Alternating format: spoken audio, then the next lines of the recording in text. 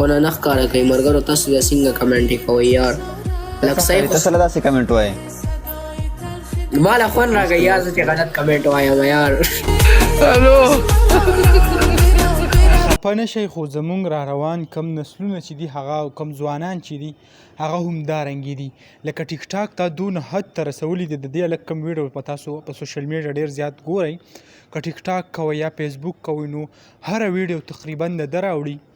دې داسې چل کړی ځان باندې لوپټه اچولي، یعنې د ښځو یو خوی چې دی هغه کوي. نو الله تعالی دې دغسې ستا سره وکړي چې ته په دې ښځو باندې دونه مین او دونه دې خوښې دي چې سهار راپاسي او ښځه شوې نو بیا خو به برداشت نه کړي. خو د دې کم حرکات چې دي هغه هم ټیک نه دي. کومه ویډیو کې چې تاسو په سر کې کومه ویډیو وکته هغه هم تاسو خبر شوئ چې څه قسمه لکه وایي چې ماله دا خوند راکوي، دا کومې غلطې خبرې چې وایي زه کوم نو لکه دا ماله خوند راکوي. نو هغه هم ډېره لرې نه ده چې ته به هم په بله ورځ په اقبال پلازه کې هغه ناست وي او 200-300 روپۍ باندې خپل ګاګ ته به انتظار کوي.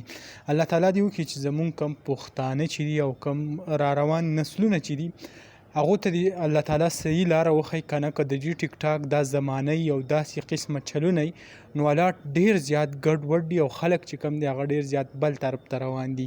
د دې مخنیوي دپاره هم څه سیسټم یا څه نظام نشته چې په هغه طریقې سره دې مخنیوی وکړی شو دا کم ګندګي چې د ټیک ټاک نه یا د سوشل میډیا نه ختمه شي. نو دغه لنډه شان ویډیو ما غوښته چې هغه تاسو سره شریک کړم. انشاءالله بله ویډیو کې ملاویږو. الله حافظ.